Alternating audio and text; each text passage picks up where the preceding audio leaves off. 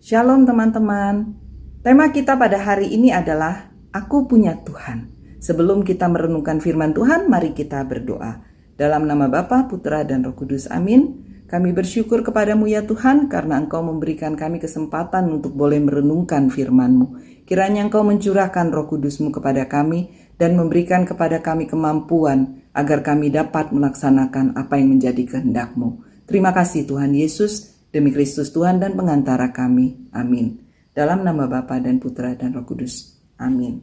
Teman-teman yang terkasih, dalam hidup kita, manusia itu selalu diperhadapkan dengan masalah. Mulai dari masalah yang kecil, simple, sampai dengan masalah yang besar dan berat. Dan ketika masalah itu rasanya seperti pintu tertutup semuanya, kita seolah-olah berada dalam posisi pasukan Saul ketika menghadapi Goliat. Di dalam 1 Samuel 17 diceritakan bagaimana takutnya, gemetarnya pasukan Saul ketika harus menghadapi tantangan dari Goliat. Goliat menantang pasukan Saul untuk berduel one by one, satu lawan satu. Sementara dia tingginya itu 3 meter dan tidak ada pasukan dari Saul yang setinggi itu, sebesar itu, tentu saja mereka itu gemetar ketakutan. Dan saking takutnya itu mereka diintimidasi selama 40 hari lamanya. Pikiran bahwa mereka tidak sanggup melawan Goliat sudah mengalahkan mereka sebelum mereka bertarung. Seringkali ketakutan kita, pikiran kita, kecemasan kita ketika kita melihat masalah kita yang besar itu sudah mengalahkan kita bahkan sebelum kita maju berperang. Namun kemudian dari pihak dari pihak pasukan Israel muncullah Daud. Daud yang masih kecil itu, gembala domba itu, dia berani menghadapi tantangan dari Goliat. Kenapa? Karena Daud tidak terintimidasi oleh Goliat. Daud memandang bukan kepada Goliatnya, Daud memandang kepada Allah. Dia yakin bahwa dia mempunyai Allah yang menyertai dia. Apakah Daud tidak tahu resikonya ketika dia menjawab tantangan Goliat? Pasti dia tahu resikonya.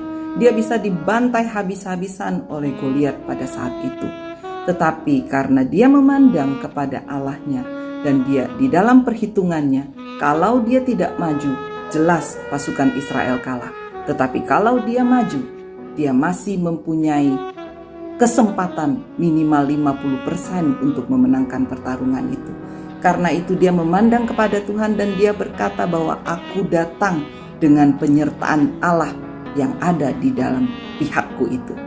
Maka berjalanlah Daud bersama-sama dengan Tuhan untuk menghadapi Goliat.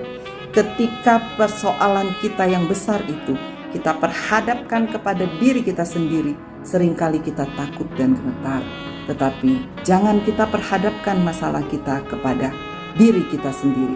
Perhadapkanlah masalah itu kepada Tuhan yang ada di dalam kita, yang lebih besar daripada apa yang pernah kita pikirkan. Ketika masalah datang, kita harus tenang, minta hikmat Tuhan, berani mengambil langkah iman. Dalam melangkah dengan iman belum tentu akan langsung mengeluarkan kita dari masalah dan otomatis memberikan kepada kita kemenangan. Terkadang juga ada risiko dan ada harga yang harus dibayar. Tapi dalam iman selalu ada kesempatan untuk menang. Selalu ada pengharapan untuk menang. Kalau disuruh pilih sesuatu yang sudah pasti kalah atau sudah pasti menang, pasti kita akan memilih sesuatu yang pasti menang. Ketakutan, kecemasan, kebimbangan, ujungnya adalah kekalahan dan kejatuhan. Iman selalu berujung pada kemenangan. Majulah dengan iman, percaya akan Kristus Tuhan kita, dan arahkan pandangan kita hanya kepada siapa yang ada dalam diri kita, yaitu Roh Allah yang lebih besar daripada masalah-masalah kita. Karena aku punya Tuhan yang tinggal dalamku, aku lebih kuat daripada apa yang aku duga untuk menghadapi setiap masalah.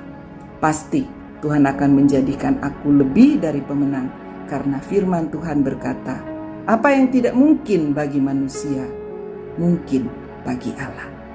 Tuhan Yesus memberkati kita.